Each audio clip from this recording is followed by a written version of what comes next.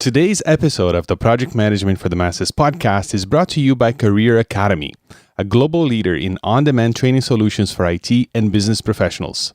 What would you say if I told you can get complete video training packages for the PMP exam, PMI Agile Certified Practitioner, CAPM, and PMI Risk Management Professional certifications, and get up to 180 PDUs, all of it for just $99. Visit pmforthemasses.com/academy to sign up. The website again is pmforthemasses.com/academy. Project managers, have you ever felt like you should get that promotion or a better job? Start a business, write that book. Have you ever felt you were made for more but didn't know where to start? Welcome to the PM for the Masses podcast with your host, Caesar Abaid. Learn from the experts, think outside the box, have a voice, network, and be extraordinary. PM for the Masses podcast. Well, hello everybody and welcome. I'm Caesar Abaid, your host, and this show is your weekly reminder that your career matters more than your job and that your life is a project and you are the manager. Whether you work for a company or for yourself, your job stability is really just your ability to land your next gig. So join me in practicing intentional, planned, and value-adding relevance, starting right now. Today, my friends, is a special day. I have my friend and contributor, Dorie Clark, on the show once again. And as you may have noticed at the beginning of the show, we have a sponsor. I'd like to tell you all about that. But first, let's talk about today's episode. Today's episode, I have on the show the fantastic Dorie Clark. She's been on the show before and back on episode 41, I believe. And we talked about on how to stand out. On how to reinvent yourself as a professional. Today, we're going to talk about how to stand out and be noticed as a project manager. In fact, as any professional. Her book is not necessarily for project managers specifically, but it applies to her career big time.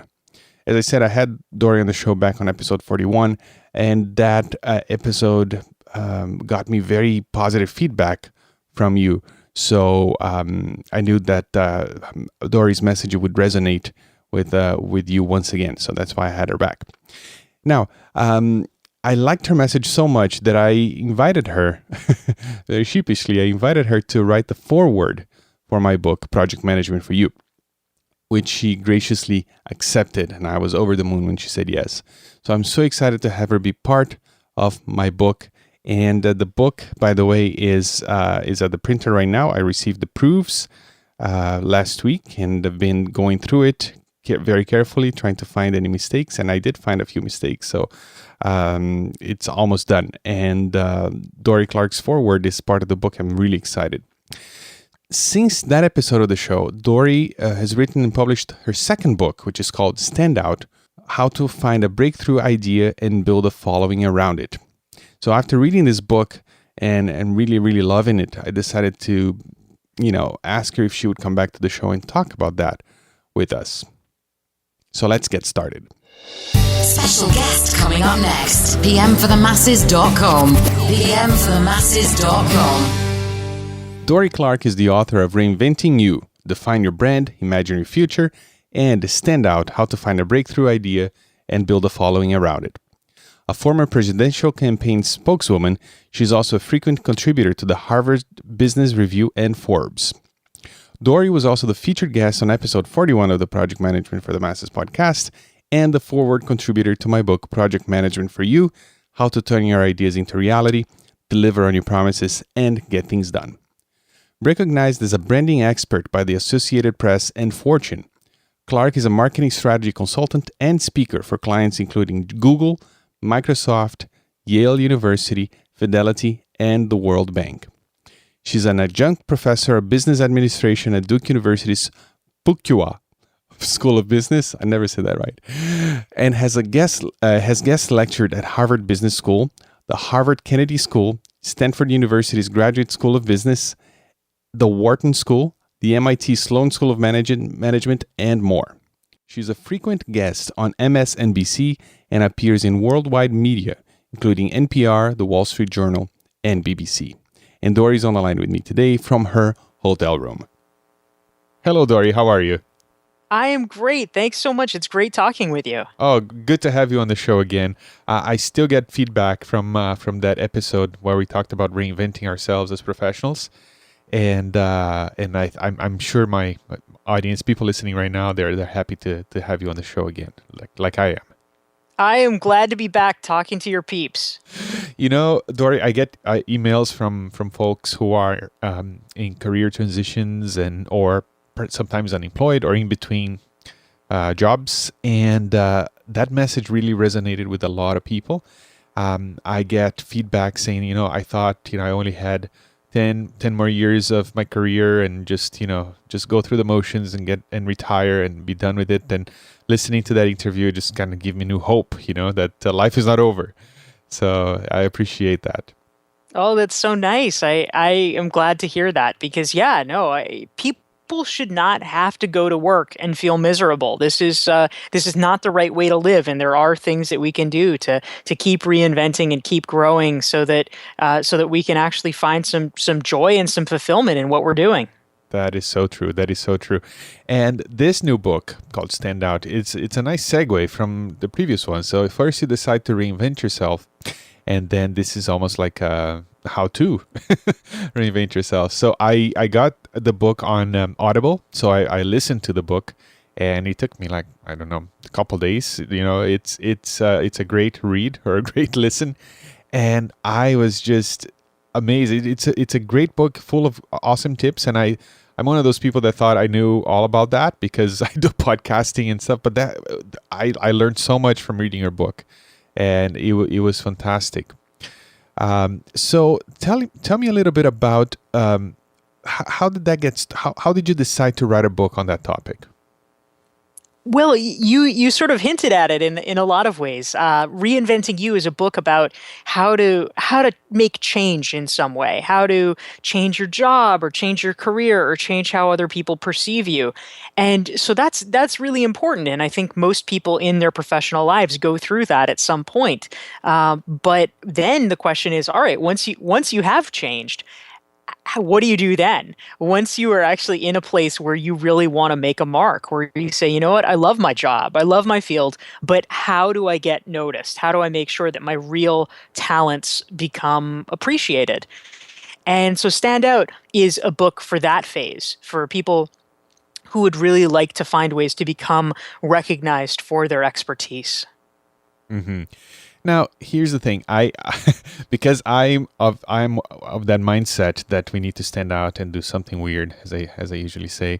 But a lot of people who listen to the show right now, they might not share that. They just would like to stay on the job and just have some job security. They're not really interested in becoming an entrepreneur, for example. What do you have to say about that? Well, this really isn't about becoming an entrepreneur. Right. I mean, certainly you could argue it's an entrepreneurial way of thinking, but I think that in some ways it actually may be even more essential for people who are working inside companies. And the reason for that is that, I think everyone recognizes we're living in a more competitive economy now. You've got, global competition. There's always going to be someone who is willing to do the job for less than you. And so if you want people to choose you, to hire you, or to do business with you, you have to give them a really good reason to do it. And becoming recognized as an expert, whether it doesn't have to be a world expert. It could just be an expert in your company or in your community. That is the best kind of career insurance you can possibly have because it's showing people there's a reason to choose you. It's showing people that there's something valuable about you and you're not just a commodity. And as long as you have that, that's really something that can enable you to be successful for the rest of your career. I agree completely. It's a great answer, and as you said, it's it's funny because with the internet and everybody has the opportunity now to stand out and do and be seen and heard, and yet conformity is everywhere, huh? So yeah, so it's even easier to stand out because all you have to do is just not conform and do something different. Yeah, no, absolutely. I think that's right on. We often think or possibly fear that in order to be successful, we need to be like everybody else. We need to look like everybody else. But what I discovered in the course of my research for Standout, where I interviewed about 50 top thought leaders in a variety of different fields, was that actually what made them unique, what made them successful, was the ways that they weren't like other people, the ways that they were willing and able to see the world in a different manner. Mm-hmm. So speaking of the people that you interviewed, that was one of my favorite parts of the book is the fact that a lot of the people that you interviewed I knew, some of them I know personally. So it was really interesting when you talk about John Lee Dumas and Seth Godin, people like that. I was like, oh yeah, I'm familiar with all of them. Yes. So how did you choose the people that you featured in the book? Well, in some cases, the quote unquote celebrities that I featured in the book were people that I'd been following their work for years. They were folks that I admired. I'd read their books, and so really, I was just interested in learning more about them because I think in a lot of ways, society gets it wrong in terms of how we tell our stories about successful people. It's basically like we tell the story and it's been portrayed in a way where it's like the person's been famous forever. And you never learn about or see how they got from being not famous at all, just a regular person like everyone else, to then suddenly being ubiquitous. And I wanted to understand that transition. What did that look like? What was that moment? What did they actually do to go from being, a regular writer or a regular executive or whatever, to being someone that folks around the world have heard about? And so I really wanted to look, to dive deep in that moment, to talk to them and to understand precisely what it was they were doing. So really, it was kind of my hit list of people that I thought were interesting and wanted to learn more about. Mm-hmm. So is there a common thread among all these people? Yeah, for sure. I mean, all of the thought leaders that I profiled. I will say there's not one path that everyone followed exactly. There's sort of variations on a theme, and so the first half of the book is actually devoted to 5 different key strategies that thought leaders use in terms of coming up with their breakthrough ideas. And if you'd like, we can certainly talk more about that later. But so it's not that they're literally following a script, but in terms of overall patterns, absolutely, there are things that a lot of these guys are doing that I think is pretty powerful.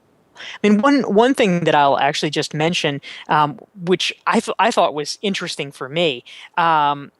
We all know, of course, it makes sense that that the most successful thought leaders work hard. Okay, great. Yes, everyone knows they work hard. But what was really amazing to me was actually hearing about, in some cases, the sheer force of effort that people put forward, and to understand what that looked like in a quantified sense. There was one woman that I profiled who, she's really very early in her career. She's not a household name yet, but her name is Angela Lucier. She lives in Massachusetts, and she created from scratch her own business as a career coach. And the way that she started it, I thought this was really amazing. She literally had $2,000 in the bank. She had barely enough for the next month's rent when she launched her business, but she just decided she had to do it. And so she went out, her back was to the wall, and she said, I have to start speaking. That's the way that I'm going to get clients. And so she went out, she tried to get as many speaking engagements as she could. She said her first year in business, she did 500 talks. She was doing literally 2 and 3 talks a day all around New England. And from that, she was able to get her business going. Now, that might sound crazy and horrifying, but for me, it's actually liberating in a lot of ways, because what I realized is because very few people are really willing to work that hard, that means that if you do, you're not competing against 7 billion people who all want to write books or be a career coach or whatever. You're actually competing probably against maybe 3 people. If you are willing to put in the work and really make it happen, the competition just absolutely thins out, and your chances of succeeding increase exponentially. Yeah, her story is fascinating, and she didn't even have a career, a huge background in career coaching, right? She worked for a recruiting company, I guess, and she was giving Yeah. free advice to people, and she got yelled at for it. That's exactly right. Good memory, Yeah. Cesar. Yes. And So yeah, you don't even need a ton of credentials. A lot of it really is just putting in the effort and putting in the sweat. now, in a way, this is what you and I are doing right now. It's 9 p.m. here. I just put the kids to sleep, and we're kind of working. And I'm sure you're in a hotel room, so I'm sure you're hustling as well. And I think that's people like to talk about luck, but it's a lot easier for you to take advantage of the right moment if you are prepared and if you are working when they come. Yeah, it's true. This is actually my 4th interview today. You see. So she has 500 talks in a year. I mean, you're gonna have way more interviews than that in a year. That's right. Very good. So let's talk about the breakthrough idea then. That sounds like a big order, tall order, as they say. Seems like all the big ideas have been taken already. So what qualifies as a breakthrough idea? Sure. So, for a breakthrough idea, I will say it's perhaps a lofty term, but really what I mean by it is, what is the idea that you become known for? And the breakthrough part is, what is different about it? How does it help people? It doesn't have to be, discovering gravity or something like that. I mean, you don't have to be Newton, you don't have to be Einstein, you don't have to create a new element on the periodic table. But it's about, what is the thing that you become singularly associated with. So, for instance, David Allen of Getting Things Done fame, he's one of the case studies that I profile in Standout. And, this is a guy, there's a lot of productivity consultants. There's plenty of them in the world, but David Allen has become very famous, very successful by writing a book and by coming up with a very comprehensive system that people have fallen in love with, called Getting Things Done. And that is his breakthrough idea. Now, it's you can argue, okay, that, well, it's not changing the world. Maybe it's just helping people feel a little calmer or respond to their emails a little bit better. But you could also say, actually, that is changing the world, because you're enabling people to do better work, to do their best work, rather than being stressed out about, oh my gosh, I have 500 messages I need to respond to. So really, when we talk about a breakthrough idea, it's about how do you become known for your ideas in general, and what is the contribution you want to make. Mm-hmm. Now, how does that apply to someone who works in a big corporation, for example? So one of the people that I talk about in Standout is a guy that I interviewed named Michael Leckie. And Michael is he's a vice president at Gartner, the big research firm. And I thought it was really interesting speaking with him, because he's, for me, a perfect example of someone who's working in a very large company, but has managed to make himself an expert within the confines of the company. He was very interested in training and coaching and development. And originally, he actually didn't necessarily know that much about it. He was certainly not a world expert in it, but it was something that he liked, that he felt passionate about. And he decided he wanted to learn more about it. So he essentially apprenticed himself to an outside consultant that Gartner had brought in, and he started learning things. And he started kind of tagging along. He started being an assistant teacher in the workshops, and then being a co-teacher, and then doing them himself. And before long, he began to really develop a reputation within the company as being a thought leader internally about training and coaching and development. Now, in these early days, if you put him up against, say Marshall Goldsmith, there's really not competition. But the thing was, Michael knew more than other people in the company, and that made him valuable. And over time, his knowledge grew and grew, and it enabled him to actually become legitimately someone who had expertise on the issue. So really, it's about setting the parameters of how and where you're known. Michael became what I call a local expert, and I think that's something that every professional can aspire to, and perhaps should, is to become known within their company or within their community as the person who has a real expertise in X or in Y, and people will seek you out for that, and it really provides a kind of career insurance that's helpful. Mm-hmm.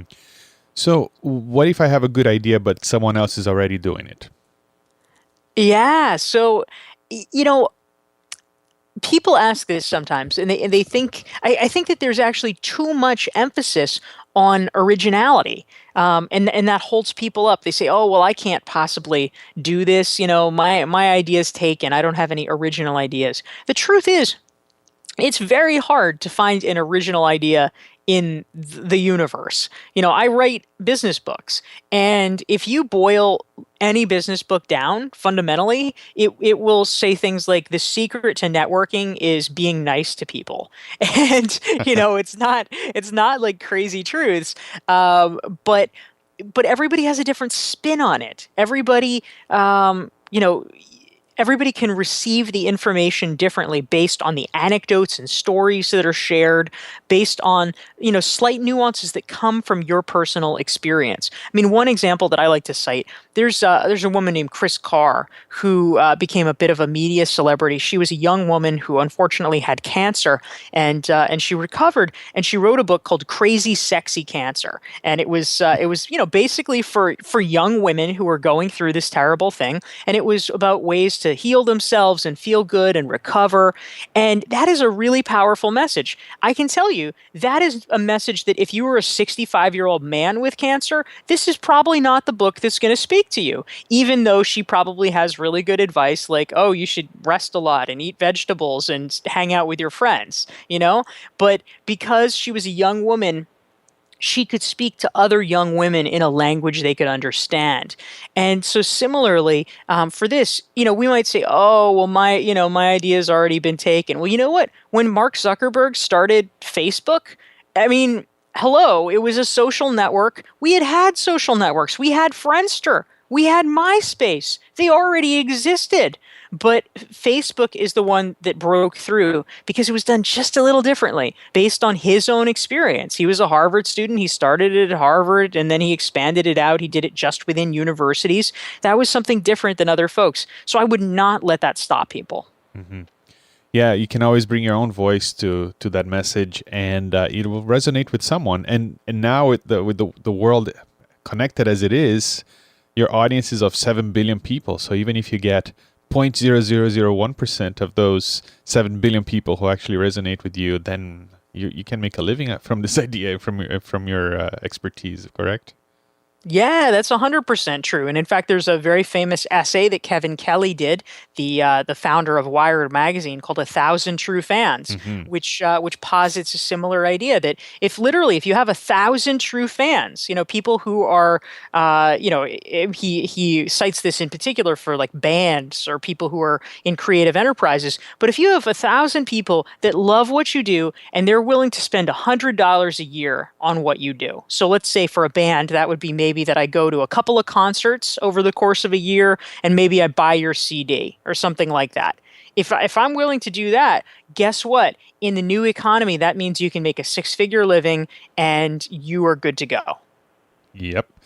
Yeah. This is when I read these articles and I think about my podcast, and it's very encouraging because who knows, maybe one day I'll be doing just this. Yes, exactly. That's the spirit. Yeah. All right, just a quick break here to let you know that we have a sponsor. Career Academy is offering an exclusive project management certification training bundle for the PM for the Masses listeners, which you can get at pmforthemasses.com/academy. This bundle includes complete video training packages for the PMP exam, PMI ACP or Agile Certified Practitioner, CAPM, and the PMI Risk Management Professional certifications. Also, you can get up to 180 PDUs with this bundle, and the cost is only $99. So yeah, go to pmforthemasses.com/academy and sign up. Again, go to pmforthemasses.com/academy to sign up. Now, Dorie, so it seems to me like the breakthrough idea is really pivotal here. So are there any practices that regular people, can follow so they can come up with their own breakthrough ideas? Yeah, so there's definitely a variety of things that people can do. In fact, one strategy that I'll share for people who really want to get their ideas flowing, I actually on my website I created a free 42-page workbook, which is an adaptation from Standout. You probably know from listening to it, Cesar, that at the end of every section I have these ask yourself questions. And so I have compiled them all into one place. It's 139 questions in workbook format so that people can begin to think through how they can develop their own breakthrough idea and build a following around it. And folks can get that for free on my website, dorieclark.com, which is DORIECLARK.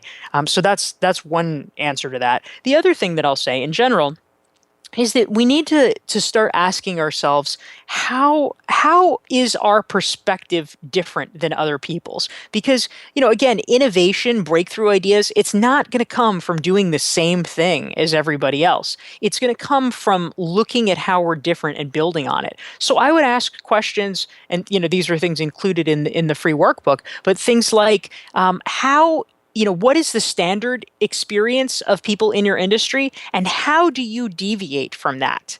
And as a result of that, how is your perspective different? Have you, maybe had different training? Have you had different cultural experiences? Do you have hobbies that you've pursued intensively? Demographically, are you different? Psychographically, are you different? And what does that show you? One of the stories that I tell in Standout is actually one that some of your listeners may be familiar with. Eric Ries, who is the author of the big bestseller, The Lean Startup, he combined disciplines in a very interesting way that yielded something new and powerful. Combining disciplines, sort of doing a mashup, is really one of the best ways that you can get new ideas. In his case, he wanted to figure out how to make startups better. How do you make entrepreneurship better and have fewer startups fail? And so this is a question that lots of people have been fascinated by, but he did something pretty different, which is that he took something that you wouldn't even think was related at all. What could it possibly teach startups? It was lean manufacturing, which was a methodology that was very popular.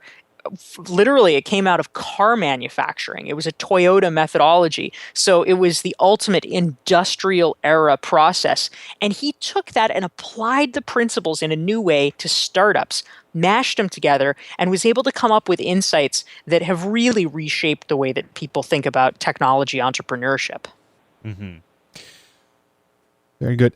One thing that resonated with me as well is the idea of combining ideas and disciplines. And when I speak to project managers, I often talk about that. I talk about personal branding and standing out in the field. And instead of being, quote unquote, a project management expert, which is very broad, try to, take a slice of that and combine with your own experience. So you are, let's say, instead of project management in general, you are an expert in risk management for Hispanics, Yeah. So you mentioned that in your book, and I was cheering as I was driving because it really hit a chord with me. So what is the importance there, in your own words, about combining ideas and disciplines in a unique way? Yeah, so I think that really what's critical about this and why it's so useful is that it is actually very hard to innovate from the center. If you are literally just following the prescribed path that everyone else is following, it is really hard to even come up with new ideas because you're not being exposed to new information. You're not seeing things in different ways. It's literally like the fish, the old joke about the fish, and someone asks, "How's the water?" and he's like, "What's water?" If you are so surrounded by an environment, whether it is the environment of your company or the environment of your industry, that you can't even see alternatives to it, it's a problem because you don't even know that you're making choices. You just assume things are the way that they are, the way that they ought to be because it's the way they have to be. But the truth is, for a lot of things, you are making very deliberate choices. You just don't know that you are. And so if you begin mixing disciplines or mixing perspectives, it begins to show you when you look at the differences, you say, well, wait, if this works here, why couldn't it work over there?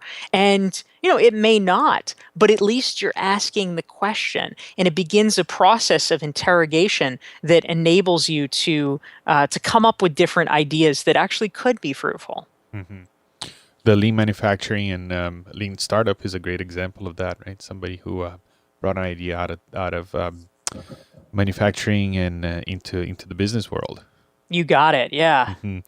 Yeah. And I, because I'm a podcaster and also project manager, it's interesting because when I speak to podcasters and new media and bloggers, I'm asked to speak about project management, help us get things done.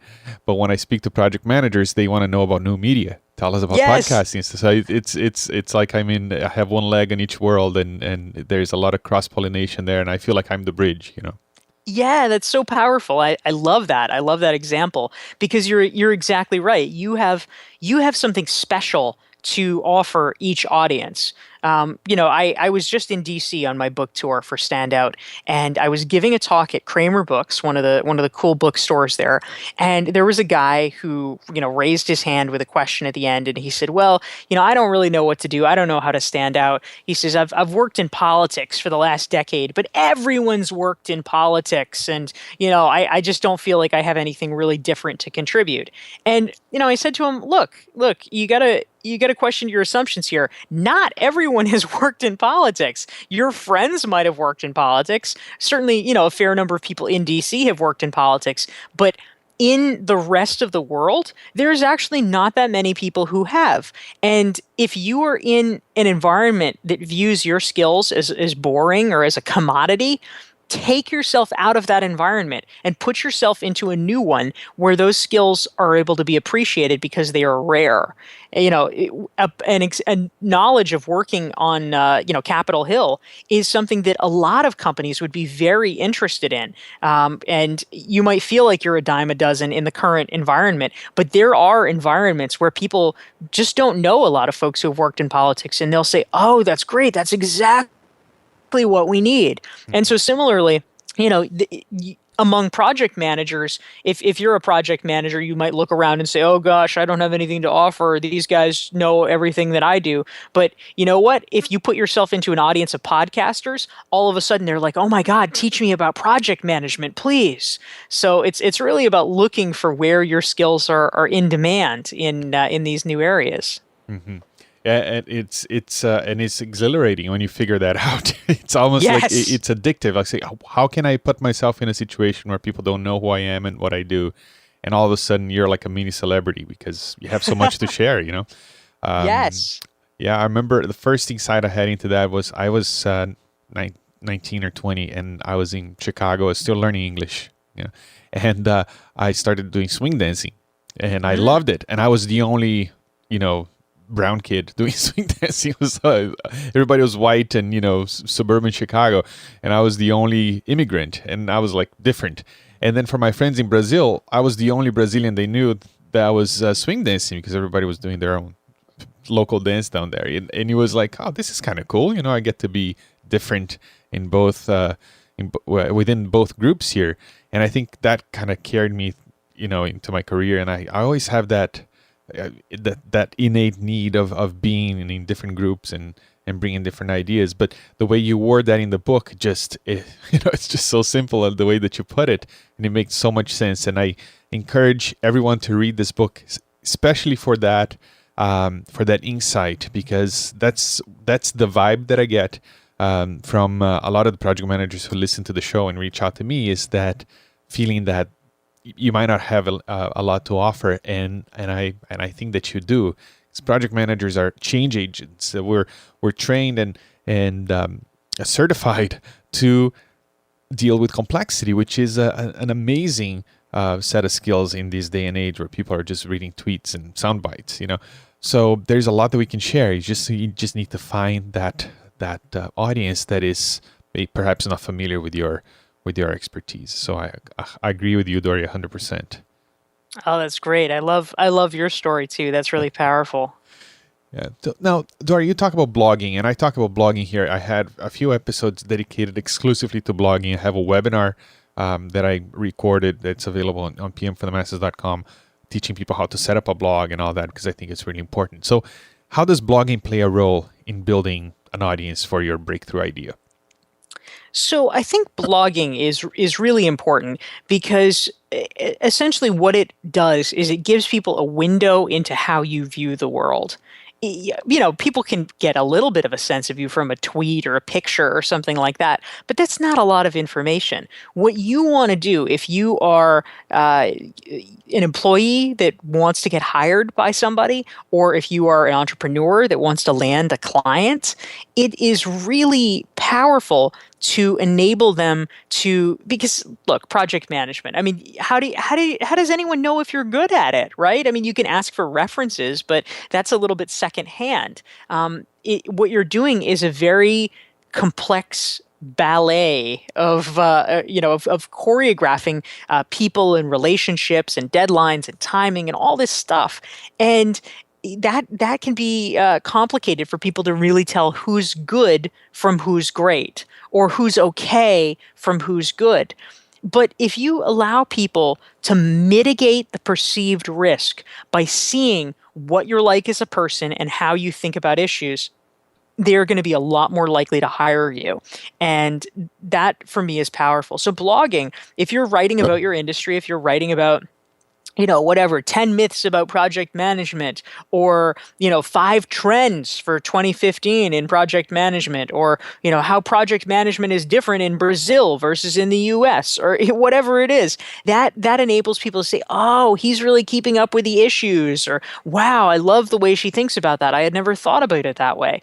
And when you get that, it's extremely useful in terms of setting yourself apart. Mm-hmm. Now, how has blogging affected your professional life? Blogging has been really huge for me. And in fact, you could say I was a reluctant blogger. I mean, it's not like I had an animosity towards it, I guess, but I was not really keen to blog. I wasn't like needing to blog. But what I really wanted to do was I wanted to publish a book. And I came to realize that I would not be able to write a book without blogging, because in 2009, I got really serious about the idea of winning a book contract. And so I spent the first half of that year writing 3 different book proposals, and all of them got turned down because I was not famous enough, because I did not have, as they like to say, a big enough platform. And so I realized that if I was going to do that, if I was going to somehow build a following or get recognized, blogging would probably be one of the best ways to do it. Certainly podcasting as well is another really viable strategy. But I had been a print journalist before, so I thought, all right, well, I can do this. So I first started blogging for the Huffington Post. Then I was able to break in at the Harvard Business Review. And in fact, the second post that I ever did for the Harvard Business Review ended up turning into my book, Reinventing You. And ironically, actually, the first post I ever did for the Harvard Business Review turned into Stand Out. So those were ideas that I had been kicking around for a while, and they were ones that ended up being promising enough. And once I was able to get the reader base and exposure, the publisher said, okay, we like the idea, let's go for it. Yeah, that's an amazing story, and you go into more detail there in the book, and I recommend everybody to read it and go and buy the book and read it, because it's a fantastic read. Now, Dorie, for the listener right now who perhaps are not feeling too special, feeling like a commodity, maybe they've been laid off, or maybe they're not happy with their job and they feel like they don't have a whole lot to offer and feeling a little stuck. What is perhaps one piece of advice or something actionable that they can implement perhaps tonight to start getting out of the mud? Absolutely. So one of the sections that I have in Standout is a section where I talk about the power of research. And what I basically mean by this is a lot of people have this idea that if they're going to have a breakthrough idea, that it is going to come in the form of this like divine revelation, where they get the lightning bolts, they wake up from their dream, they have to write it down immediately, or whatever. The apple falls on their head and they suddenly have their breakthrough idea. But the truth is, most ideas are not like that. Most people really, they circle around it for a while. They begin to sort of think, this is interesting. Let me explore it. And it's only in the course of exploring it that they really begin to develop their perspective and their unique contribution. And so there's a story that I tell of a guy named Michael Waxenberg, who was and is an IT manager for a financial services company. But he was able to develop a really lucrative second business for himself because he and his family were debating whether or not to purchase their apartment, which was being condoized in New York City. And so he started going to these open houses. But unlike most people who just kind of go and take it in, Michael was a very research-based guy, and he wanted to keep track of the different apartments that they saw. So he began writing very, very detailed reviews and posting them to a website called StreetEasy. And because he was doing this, and it was such a cut above what everyone else was doing, before long, he started getting all of these email requests saying, "Hey, I love your reviews. Will you represent me? Will you be my realtor?" And the only problem, of course, was that he wasn't a realtor. But eventually, an actual realtor approached him and said, "Look, if you haven't done this yet, I'll sponsor you because you already have a client base." And so consequently, he went and became a realtor and now has started this business. But the moral of this story, Michael has built a name for himself. He's built a business for himself. He didn't have some, idea that came to him from the heavens. He was somebody that rolled up his sleeves and went in depth with primary research. In his case, it was doing reviews of apartments. But there's a million different things you could do. You could do product reviews. You could do case studies. You could, if you're interested in an industry, you could say, you know what, I'm going to interview the top 20 thinkers in this industry. Or I'm, like you, Cesar, if you have a podcast, you could say, I'm going to interview, a bunch of business authors to learn about this, or whatever it is. But it's about conducting this primary research where you're not just giving your opinion about something like everybody else is doing. You're getting facts. You're getting data, whether it's analyzing numbers or having conversations with people who have some degree of expertise. That's really valuable. And it's in the course of doing that you, in fact, can begin to formulate your own viewpoint and begin to find the unique contribution that you can make. Fantastic, Dorie. This book is gonna be one that I'm gonna read every year. I just know it, and is a short enough read that anybody can read in a couple of days. I certainly did. I enjoyed it, and I'm gonna recommend it to everyone I know when they ask me what can I do to stand out. I mean, you need to read Stand Out. So, Dorie, for those of listening right now who want to learn more about you and what you do, where should they go? Cesar, thank you so much. I really appreciate it. And I'm so glad that you've enjoyed the book. If folks want to learn more or keep in touch, I'm on Twitter at Dorie Clark, which is DorieClark. I also have more than 400 free articles for folks who want to dive into the vault on my website, DorieClark.com. That's also where you can get the free 42-page Standout workbook. And my two books are Reinventing You and Stand Out. Perfect. And I'm going to have links to some of the things that we mentioned here today and also to your website and to your book on the show notes for today's episode at pmfromthemasses.com. Dorie, thank you so much for your time. I know you're busy and I really appreciate it. Thank you so much. Great speaking with you. You are listening to the PM from the Masses podcast. Hi, this is Dave Gordon with the Project Management Must-Read Articles for the week of July 13th to the 19th. Our theme this week is Applied Leadership. At the Project Management Podcast, Cornelius Fichtner interviews Jeff Furman on the second edition of the Project Management Answer Book. I might have to listen to this one again. Be prepared to take notes. Just 35 minutes, safe for work, and well worth your time. At Crossdairy Blog, Paul Ritchie presents the findings from his survey looking into the difference between which leadership and business skills project managers think need improving and which skills their leadership finds lacking. Once again, PMI's recent changes to recertification requirements look like a sound decision. At Lexition, Stephen Levy recounts the story of a tourboat operator who had to intervene when one of his guests decided to swim with the alligators. Yes, you saw something like this in Lake Placid. No amount of planning can eliminate the need to sometimes react and communicate well. Are you this cool when the unexpected happens? You can find links to these articles and many more at the Practicing IT Project Manager website at practicingitpm.com.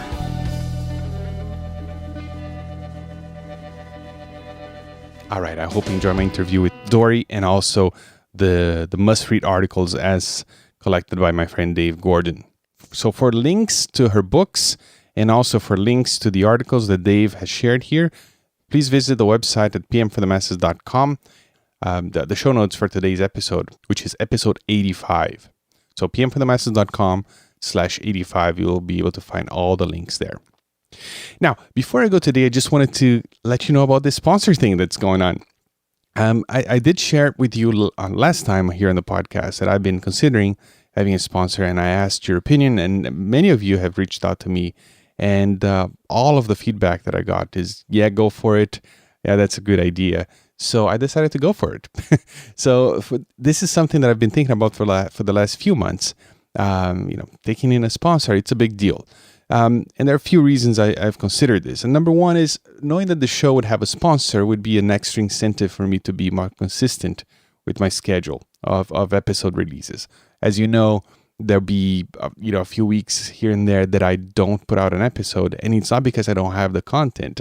Sometimes I have the interview pre-recorded. I just lack that extra, encouragement to sit down and do it because there are so many other things going on in my life. Number two is, having a sponsor would definitely help me financially and justify some of this time away that I take from my family to produce the show. So I'd be able to justify this, if I had somebody paying for it, as a sponsor. Also, one of the main goals I have here with the show is to recommend good products and services and resources to you.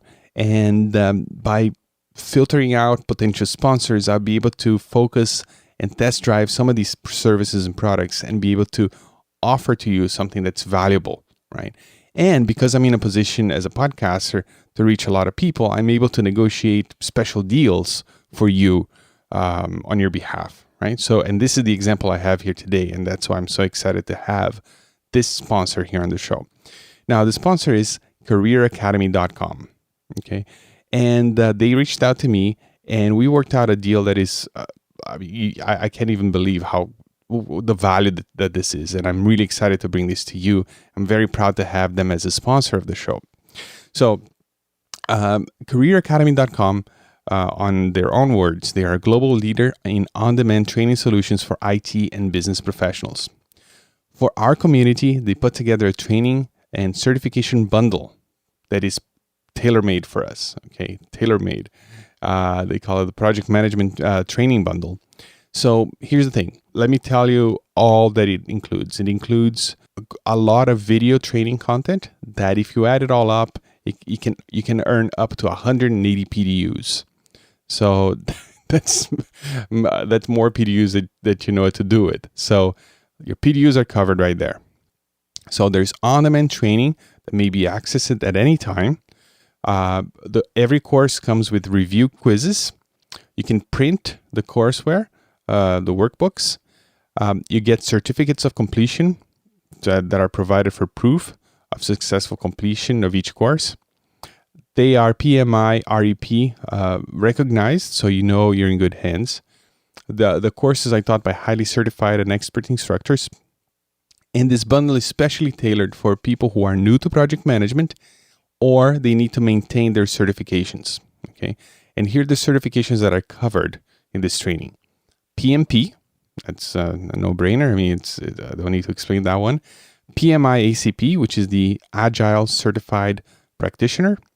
CAPM, and PMI Risk Management Professionals. Okay, so in total, there are 4 PMI certifications that this bundle covers. And I'm going to tell you here also a breakdown of all that is included. Now, before I tell you what the breakdown is, I want to tell you that all of this is the cost for all of this is $99. Okay, so I'll share with you a special link that you can go and get this for $99. Includes all of this and including the courses that I'm going to list to you right now. Agile Certified Practitioner, Exam Prep, Executive Strategy and Management, Introduction to Project Management, Certified Associate in Project Management, which is a CAPM Exam Prep, PMP 2013 Exam Prep, Quality Management, Risk Management Professional Exam Prep, that's the PMI RMP certification, Schedule and Cost Control, Scope and Requirements, Scrum Immersion, Managing Project Teams, Project Management Skills for non-project managers, Strategic Planning Skills, Microsoft Office 2003 Project, Microsoft Office 2007 Project L1, Microsoft Office 2007 Project L2, Microsoft Office 2010 Project Advanced, Microsoft Office 2010 Project Basic, Microsoft Office Project 2013 Part 1 and Part 2. And if you add this all up, it's, according to careeracademy.com, that's 180 PDUs. So I hope you take advantage of this offer and that was custom made for us. And whether you are someone starting the PM path right now, looking for a few certifications, or if you already have some PM certifications and you're looking for PDUs, I mean, this is a no-brainer. It's $99 for all of this. The link to access this special offer is pmforthemasses.com/academy. pmforthemasses.com/academy. And you can also visit pmforthemasses.com/85, which is the show notes for today's episode, and you'll be able to find this link there. Again, pmforthemasses.com/academy. And I'd like to thank careeracademy.com for being a sponsor of the Project Management for the Masses podcast. I'm very happy and proud to have them on board. So that's what I had for you today. I hope you enjoyed my conversation with Dorie Clark. I hope you take advantage of this offer from careeracademy.com and stay tuned for following episodes because I'm going to be able to give away a few licenses of this, and I'll share some more information with you next time. And until then, my friends, remember that life is a project and you are the manager. Ciao, ciao. Thank you for listening to the PM for the Masses podcast. Tune in next week for more great ideas on how to manage your projects better and truly stand out in your industry. PMforthemasses.com